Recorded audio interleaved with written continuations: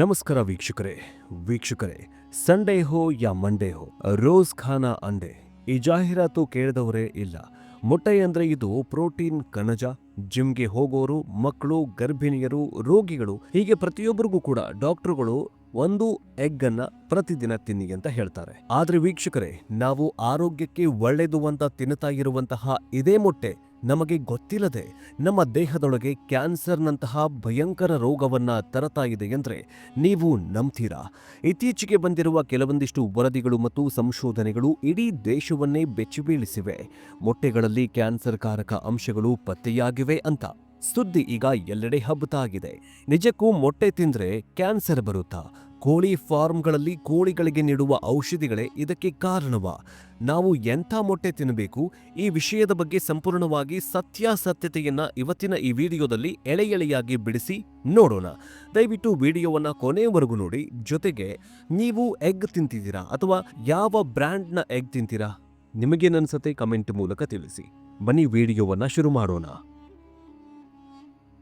ವೀಕ್ಷಕರೇ, ಇತ್ತೀಚೆಗೆ ಭಾರತದ ಕೆಲವೊಂದಿಷ್ಟು ಪ್ರತಿಷ್ಠಿತ ಸಂಶೋಧನಾ ಸಂಸ್ಥೆಗಳು ಮತ್ತು ಫುಡ್ ಸೇಫ್ಟಿ ವಿಭಾಗಗಳು ನಡೆಸಿದ ಸ್ಯಾಂಪಲ್ ಟೆಸ್ಟಿಂಗ್ಗಳಲ್ಲಿ ಆಘಾತಕಾರಿ ವಿಷಯಗಳು ಬೆಳಕಿಗೆ ಬಂದಿವೆ.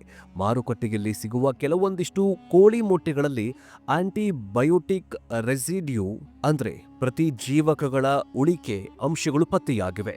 ಸರಳವಾಗಿ ಹೇಳಬೇಕಂದ್ರೆ, ಮನುಷ್ಯರಿಗೆ ಹುಷಾರಿಲ್ಲದಿದ್ದಾಗ ಡಾಕ್ಟರ್ಗಳು ಮಾತ್ರೆ ಕೊಡ್ತಾರೆ. ಆ ಮಾತ್ರೆ ರೋಗಗಳನ್ನು ಗುಣಪಡಿಸುತ್ತೆ.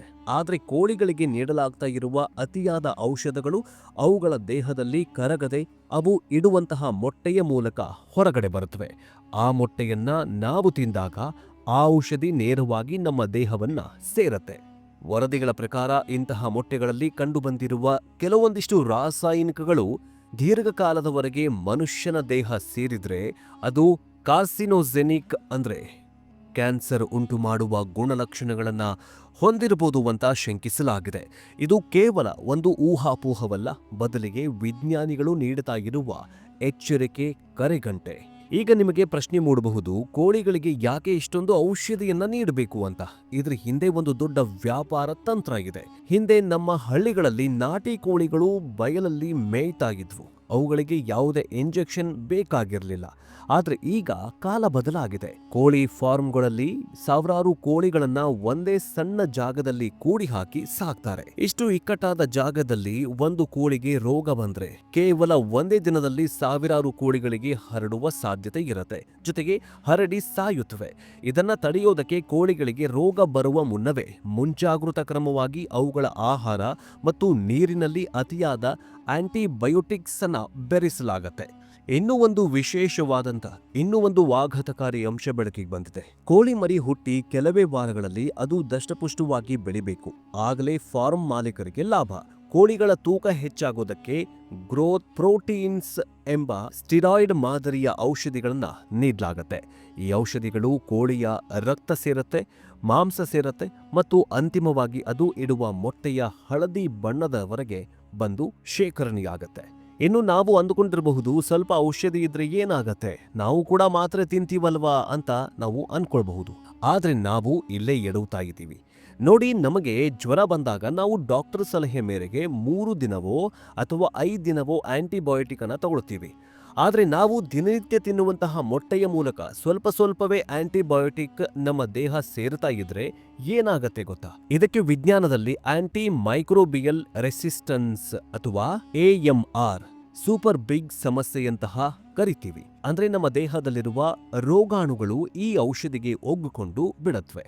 ಮುಂದೆ ನಮಗೆ ನಿಜವಾಗಿಯೂ ಟೈಫಾಯ್ಡ್, ನಿಮೋನಿಯಾ ಅಥವಾ ಯಾವುದಾದ್ರೂ ಗಂಭೀರ ಕಾಯಿಲೆ ಬಂದಾಗ ಡಾಕ್ಟರ್ಸ್ ಎಷ್ಟೇ ಪವರ್ಫುಲ್ ಆಂಟಿಬಯೋಟಿಕ್ ಔಷಧಿಗಳನ್ನು ಕೊಟ್ಟರೂ ಅದು ನಮ್ಮ ದೇಹದ ಮೇಲೆ ಕೆಲಸ ಮಾಡೋದಿಲ್ಲ.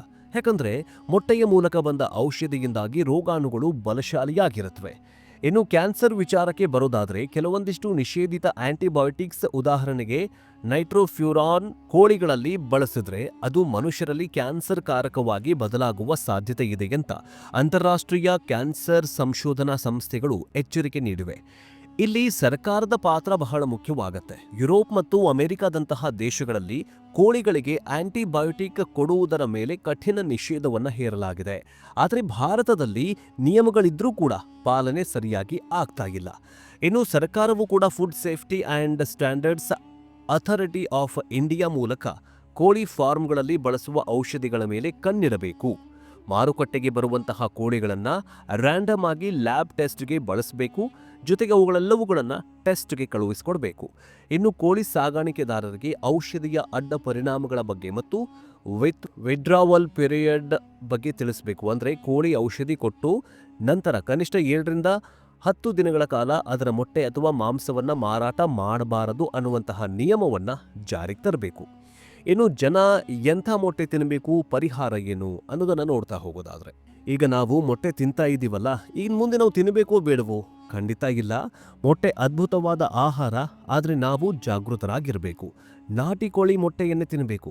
ಸಾಧ್ಯವಾದಷ್ಟು ಹಳ್ಳಿಗಳಲ್ಲಿ ನೈಸರ್ಗಿಕವಾಗಿ ಹುಳ ಹುಪ್ಪೆ ತಿಂದು ಬೆಳೆಯುವ ನಾಟಿ ಕೋಳಿ ಮೊಟ್ಟೆಗಳನ್ನು ಬಳಸಿ ಅವುಗಳಲ್ಲಿ ಔಷಧಿಗಳ ಬಳಕೆ ಇರೋದಿಲ್ಲ.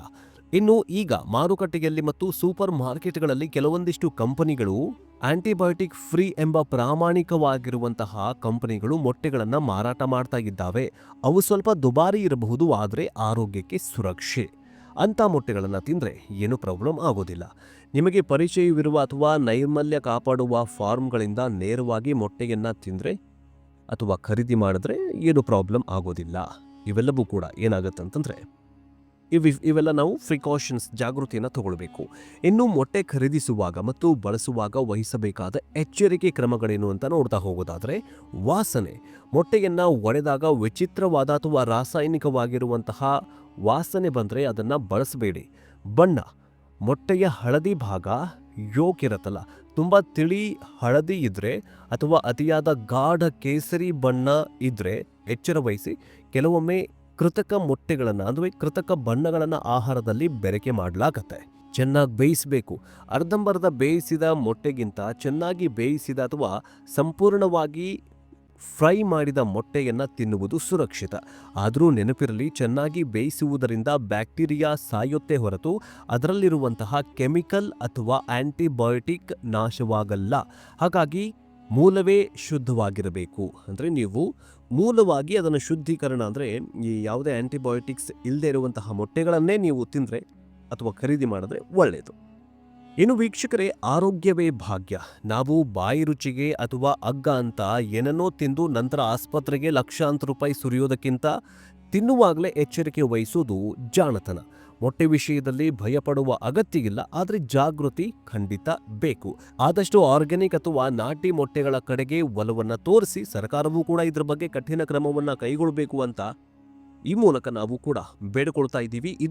ಈ ಒಂದು ಮಾಹಿತಿ ಭಯಪಡಿಸುವುದಕ್ಕಲ್ಲ, ಇದು ಜಾಗೃತಿಗೋಸ್ಕರ, ಸರ್ಕಾರದ ಜಾಗೃತಿಗೋಸ್ಕರ, ಜೊತೆಗೆ ಜನರ ಜಾಗೃತಿಯೂ ಕೂಡ ನಮಗೆ ಮಹತ್ವದ್ದಾಗಿದೆ. ಈಗ ನಿಮಗೇನನ್ಸುತ್ತೆ? ಸರ್ಕಾರ ಜಾಗೃತಿ ವಹಿಸಬೇಕಾ ಅಥವಾ ಈ ಫಾರ್ಮ್ನವರು ಅಥವಾ ಫಾರ್ಮ್ ಮಾಲೀಕರು ಜಾಗೃತಿ ವಹಿಸಬೇಕಾ? ಕಮೆಂಟ್ ಮೂಲಕ ತಿಳಿಸಿ. ನೆಕ್ಸ್ಟ್ ಎಪಿಸೋಡ್ನೊಂದಿಗೆ ಇಂತಹ ಮತ್ತಷ್ಟು ಮಾಹಿತಿಯೊಂದಿಗೆ ಮತ್ತೆ ಭೇಟಿಯಾಗೋಣ. ಜೈ ಹಿಂದ್, ಜೈ ಕರ್ನಾಟಕ.